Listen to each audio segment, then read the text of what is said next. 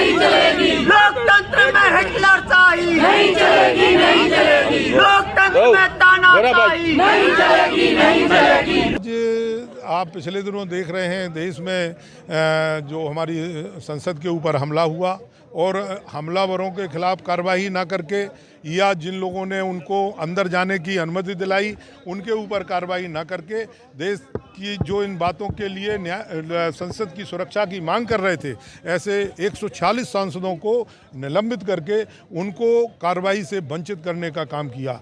जिस प्रकार से सत्ता में बैठे लोगों ने तानाशाही पूर्ण रवैया अपना करके सांसदों के साथ किया है, मैं समझता हूं कि आने वाले दिनों में जो लोकतांत्रिक हमारा देश है उसको तानाशाही रास्ते पर ले जाने का प्रयास किया जा रहा है। आज समाजवादी पार्टी, कांग्रेस पार्टी, तमाम लोगों ने मिलकर के, इंडिया गठबंधन के जो लोग हैं उन लोगों ने मिलकर के जो है आज ज्ञापन दिया है, सरकार को आगाह किया है। आने वाले समय में लाखों की तादाद में लोग इकट्ठा होकर के जो आज हमारे देश में तानाशाही पूर्ण रवैया बन रहा है उस रवैये को समाप्त करने के लिए, लोकतंत्र की बहाली के लिए हम लाखों की तादाद में सड़क पर उतरेंगे और इस देश की सरकार को इस बात के लिए मजबूर कर देंगे कि उसको लोकतंत्र बहाली करना पड़ेगी। आज आप देख रहे हो कि हमारे सामने बुनियादी मुद्दे हैं। आज बेरोजगारी बढ़ रही है, आज महंगाई बढ़ रही है, आज भ्रष्टाचार बढ़ रहा है, उन पर चर्चा होनी चाहिए। आज जो देश में आईपीसी की तमाम संशोधन हुए हैं, आज जो है एविडेंस एक्ट में तमाम संशोधन हुए हैं, विभिन्न प्रकार के जो महत्वपूर्ण संशोधन हैं उन संशोधनों से अपनी बात रखने से सांसदों को वंचित कर दिया गया। ये बहुत ही दुर्भाग्यपूर्ण घटना है और मैं समझता हूँ इसकी कितनी भी निंदा की जाए बहुत कम है और निश्चित रूप से इस देश, लोकतांत्रिक देश को लोकतांत्रिक तरीके से ही चलाने में पूरा देश चाहता है। लेकिन मैं समझता हूं कि आज जो सरकार कर रही है बहुत ही दुर्भाग्यपूर्ण बात है और निश्चित रूप से इसकी घोर आलोचना करते हैं।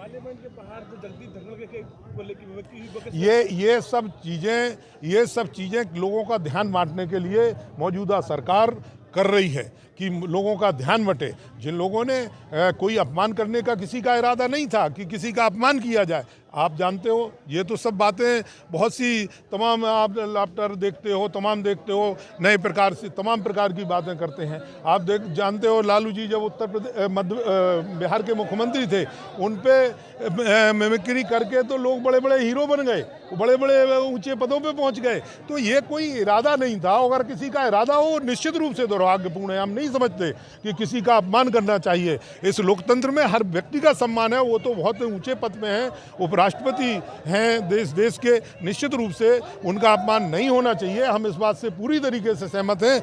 लेकिन हम ये चाहते हैं कि वो बहुत छोटा मुद्दा है। आज जो 146 सांसदों का निलंबन किया गया ये बहुत बड़ा मुद्दा है। उस बड़े मुद्दे को छोटा करने के लिए, लोगों का ध्यान बांटने के लिए ये सब कार्रवाइयाँ की जाए। ये हमें पता नहीं है, ये दिल्ली के लोग तय करेंगे फेस किसका होगा, क्या होगा। लेकिन हम तो जो है, जो आज तानाशाही पूर्ण रवैया अपनाया जा रहा है, जो आज बेरोजगारी बढ़ रही है, जो आज भ्रष्टाचार बढ़ रहा है, जो आज महंगाई बढ़ रही है, उसके खिलाफ हम सड़क पे हैं और इंकलाब जिंदाबाद निश्चित रूप से बोलेंगे। भारतीय जनता पार्टी के सांसद ने देश के सबसे बड़े मंदिर में उन तत्वों को प्रवेश कराया जिन्होंने संसद में अफरा तफरी का माहौल विकसित की। आज ऐसे समय में देश के प्रधानमंत्री, गृह मंत्री और सरकार की जिम्मेदारी थी कि संसद की सुरक्षा पर चर्चा करते, लेकिन चर्चा तो दूर, इस सरकार ने अपना लोकतंत्र की हत्या करके मुंह काला कर लिया।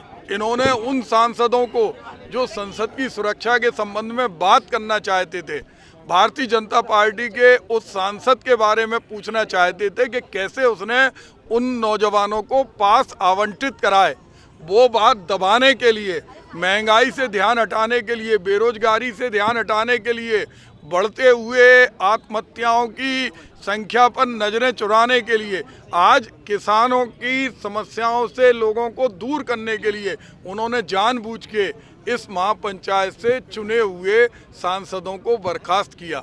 100 सांसद लोकसभा के और 46 सांसद राज्यसभा के, जो करोड़ों लोगों की विचारधारा का पालन करते हैं। ये जनादेश का अपमान है।